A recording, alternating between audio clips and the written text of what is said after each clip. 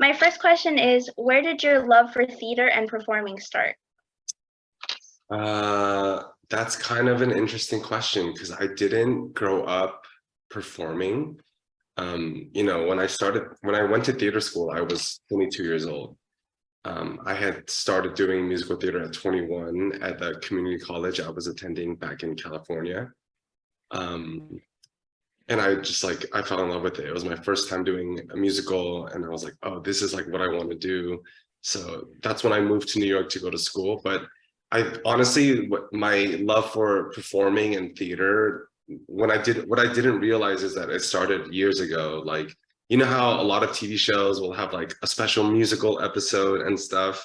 Those are like always my favorite episodes of the TV shows, or like High School Musical. Like I lived for that, like the Rent movie, the Hairspray movie, Chicago, like all those movie musicals that came out during the aughts. I always like made it a point to go see them. So I've always loved musical theater. I just didn't know that I loved musical theater because I didn't grow up around it. So I started doing it in my 20s, but I've kind of always loved musicals, and like performing. I've always been really goofy and putting on performances for my friends and family. So I've always been a goof. Awesome to hear that you're a fellow High School Musical fan. Anyone who doesn't love it, like, honestly, I think they're lying a little bit to themselves. It was so good. You mentioned that you attended Pace University. What was that experience like? Pace University was exactly what I needed at the time. Like I said, when I moved to New York, I didn't have a lot of experience in musical theater. And when I was researching schools that I might want to attend, kind of like the big ones came up when I like Googled, musical theater programs like Michigan and those kind of schools. But I was very self-conscious, but also aware that I wasn't a typical student in musical theater. Like I wasn't someone who had been doing this for 10 years and had been trained and polished. And something about Pace really stuck out to me because when I applied to it, I mean, now Pace is a really well-established and well-known program. But when I applied to it back in 2015, I want to say, something like that, it was a much more up and coming and kind of under the radar program that was very respected and praised, but was not in the same conversation as some of those more mainstream programs. So I think that kind of spoke to me. And when I went there, I got to do a lot of shows, and I loved the training that I received. And like while we were there, the kind of the group name for the musical theater program was Island of Misfit Toys, and their mission statement, I think, was kind of to embrace all of the differences and different kind of people that are still doing musical theater that aren't kind of your prototypical, leading man, ingenue. Like that's how other theater programs cast their upcoming classes. Like they say, we need one of these and one of these and one of these. And Pace was just kind of like, how can we find the most interesting actors and actresses? So that's what I liked about it. And I think that's the kind of training that I got. I hadn't thought of it that way, that they had like typecasts in a way for schools. So switching gears a little bit, what drew you to Hamilton? Like specifically that show, what drew you to audition for it? Oh, I mean, I saw the OBC of Hamilton like in August or September of the fall that they opened. So I don't remember when they opened. It was like 2014 or 2015, something like, or maybe even 2016. But I won the lottery. I won the Ham for Ham lottery, and I was literally sitting in the front row, like one seat over from the edge of stage right, audience right. And when I watched the show, it was like no experience I'd ever had. And I'd been in New York for about a year now, and I'd seen a few Broadway shows at that point. But when I saw Hamilton, it was like seeing my people, and there weren't that many Asians in the original cast, but just in terms of like seeing a cast of people of color telling a story with like hip hop and pop and all the music that I listened to and related to at a very like visceral core level, because that's the music that I grew up with. And I I mean, I screamed and laughed and cried and I was out of my seat. Like it was like a concert, but it was such a raw experience because I didn't know that musical theater could be like that. I was at school training and I was like, okay, I'm gonna be able to be in these like four shows about Asians, try to, be the Asian option for whatever other show. Um, Right. and when I saw that show, I was like, oh, like this is why I'm here. Like I'm gonna be in this someday. And I remember stage dooring, and people, I don't usually stage door, and everyone was coming out, and Lynn came out, and Lynn was signing my playbook, and I was like, hey, Lynn, like keep the show open for a while because I'm gonna be in it someday. I I'm in it now, but it's been a long journey to get here for sure. Do you have a favorite message or theme from the show? Favorite message or theme from the show?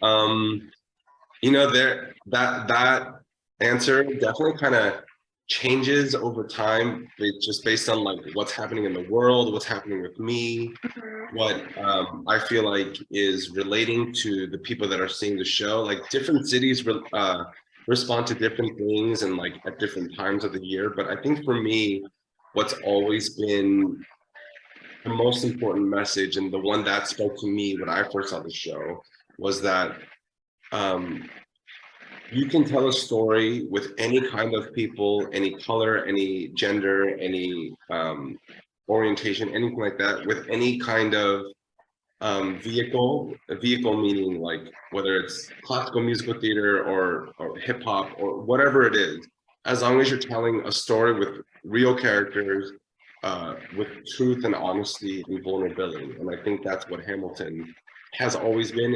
And for me, as long as I'm doing the show, will always be for me. Is just that despite like what did I miss? It's such a crazy like number and it's over the top and it's supposed to be. But if there's no truth behind that, then I'm just up there kicking my legs for no reason, like I think Right. for me, like seeing people of color tell a story that it would never be told by people of color, which is the story of the founding fathers. That's the message Right. that I think is the most important, is that like it doesn't matter what story you're telling, as long as you're telling it with truth and honesty.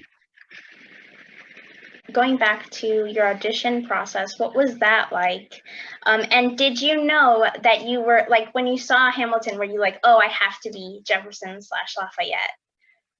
No, it wasn't like that. When I first saw the show, I was like, I will take any part in this show. Like obviously the Sons of Liberty really stuck out to me. Hamilton really stuck out to me. Burr really Right. stuck out to me. All the male tracks, I was like, I want to do any of them. But like realistically, as over the years, I was like, okay, like I'm not gonna be George Washington. I'm too young. Like I could be Hamilton, Burr maybe, but like I can't really sing that part as well as like other people can sing it. So like probably not. And the Sons of Liberty, I felt like I could be any of them. But my audition process was years and years. So I got my first appointment for Hamilton, my last semester of college in 2017. And so the way the audit like appointments work is like they tell you who to come in for. They assign you what part they want to see you for. And for that audition, they wanted to see me as an ensemble that covers three principal roles.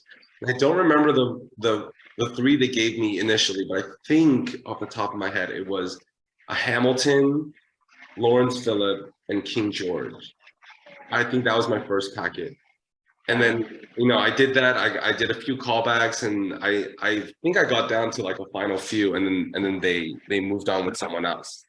But that was very encouraging for me. I was like, okay, like maybe next time.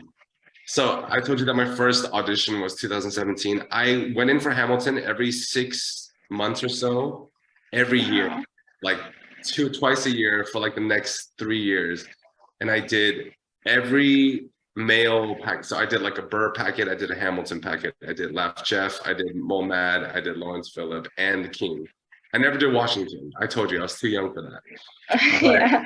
But I did all of those in like different combinations every time. And then in 2020, March of 2020, or February of 2020 is when I got an appointment, and it was for Laugh Jeff. And that was the first time that I've been called in for just one of the principal roles. And I kind of felt it in my heart. I was like, I think this is it. Like, I think they found a place for me. I think I'm ready to come in and not be like scared or nervous. I just like, I'm gonna give what I know how to give. And that ended up being the audition that I booked Hamilton. And then the pandemic happened, and then I was like, oh God. So, Oh but my luckily it came gosh. back around, and yeah, I think everything, the timing happened the way it was meant to. I wanted to talk about how you made your choices, not just like vocally, but also like in performing. Like, what did I miss? And then what was the other song that you do? The people won't know what we know. Oh, You no. you say like, my God, like how you say it, the inflection. I'm just like so good. So I wanted to ask you, what's it like portraying two very different characters and arguably like fan favorites? Um, it's an honor. I mean, so kind of going back to the question earlier, when I saw the show, Daveed Diggs and the Laugh Jeff track did really stick out to me. And I remember being like, that is for sure one of the tracks like I most want to play. So the fact that I'm playing Laugh Jeff, and they always say that like when they cast the show, what I've always heard from kind of like the associate directors and casting agents is that like when they're casting the show, they want people that there's a lot of people that can do this track. You know, like I'm not special just because I get to play Left Jeff. It's more like there's an essence that on my worst day, like let's say I walk in and I had a horrible day, like you know, my girlfriend dumped me, I stepped in poo and my food, I got food poisoning. On my worst day, I could come in and who I am as a person, as a human being, will translate for that role. So I think it's funny. When I heard that, I was like, yeah, you know, that makes sense. Because when I saw the show, like I saw myself in a lot of the and what that character, what the function is in the show, and you know what world, especially Jefferson lives in, because Jefferson is kind of its own. He's its own thing. Like Jefferson's crazy. What's it like portraying two very different characters?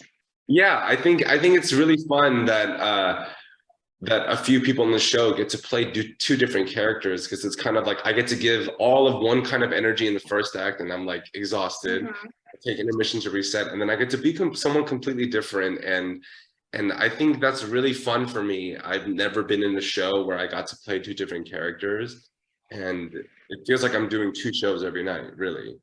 Because Lafayette is just like, he's just all heart, you know, he's like, he's here to serve a country that's not even his, and he's willing to die for it. Like, I think that's really powerful and beautiful. And like learning that like he had special relationship with Washington and Hamilton, like he just was a really interesting dude. Fun fact, uh, Lafayette has the most streets in America named after a foreign person.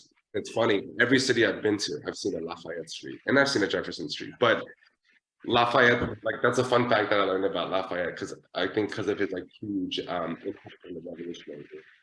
And playing Jefferson is, Yeah. he is a fan favorite. He's my favorite character in the show, which is a bummer because Thomas Jefferson in real life, not a great person, but I Right. think leaning into all of the things that makes him stand out in terms of like, there's no other type of character like Jefferson in the show. He's so I don't know what the word is. He just gets to live in his own world. That's the best way I could put it. And it's an honor to play a part that made an impact on me, because then I am very cognizant of the fact that I may be making impact on specifically like kids of color, but like specifically Asian kids. That's like kind of my big purpose as I move through my career, and hopefully there will be more on the horizon, but you know, maybe there might not be, but I want to represent for people that maybe aren't aware that they can do this, that there's a space for them in this industry, because I didn't grow up thinking there was. So yeah, that's what means the most to me. Like to play an iconic character as a Korean American man, like that's all. That's what's most important to me. What's the most challenging aspect of the show for you? I know Guns and Chips is probably the fastest song, I mean, on my standards. So what's the most challenging aspect for like performing the show? You know, the technical aspects of the show is vocally very exhausting. So I think just staying on top of my voice is one of the hardest things. But honestly, the hardest thing about doing the show is consistently doing it like every day, 8 shows a week. This show it's a lot, and that's not a complaint about it, and that's not you know, anything other than just acknowledging that I and the rest of my castmates, you know, we don't get to live at home. We have to move to different cities every few weeks. You know, we do our best to be as comfortable and as complete humans as possible, but it's never going to be the case because we're not whole. So I think in that sense, the hardest part of the job is to show up every day. And that's not saying you don't have to show up with a smile. You can show up with a frown, and you can show up grumpy. Some people do, and that's okay because we're all human. And you know, we always say we're a family, and it's true because I don't have anyone else in Fort Lauderdale that I know. You know, for example, the city that I'm in right now. The hardest part is to show up and just be the best you can be that day. And it sounds a little corny, but it's hard doing it for a year. Sometimes I take a step back and I look and I see how much I've grown and the struggles that I've gone through, and I'm really proud of myself because touring is not easy, but it's very rewarding if you let it be. What's your favorite moment of the show? I have a lot. I really have a lot. The end of Yorktown, when we're all standing on the benches and the chairs, to this day, I get emotional sometimes. When I saw the show, actually, that was, I mean, when I first saw the show on Broadway, I cried a lot. Like, even at moments that, like, more than just when Philip died, like, just, there were so many moments that were so incredibly touching and moving. And for me, the end of Yorktown was one of them. Just seeing, again, this entire cast of color and just to me, a true representation of America, the way that I see America. Like, we won, like all that, like that section really gets me. But then some other sections that I really like are, you know, and you mentioned this earlier, but that choice at the end of We Know, and I'm kind of like, my God. Yeah. That I didn't always do it like that. And I kind of like realized one day that like there's nothing in the script that says how to say it. And I was just like standing there thinking that Hamilton had that he had been like pulling money from the country, which is like horrible. But instead, he was paying someone to have an affair and keep it quiet. And like, that's the first sex scandal in American history. When I did the math, the money that he apparently paid is like almost over $100,000. So I just had all that, and I looked at him and I said, my God, like I was just like so disgusted and shocked and amazed. And I kind of walked, and like I got a big reaction. I kind of walked off stage. I was like, I think that's like a choice that I like. So that's become a new favorite part of my show. That's awesome.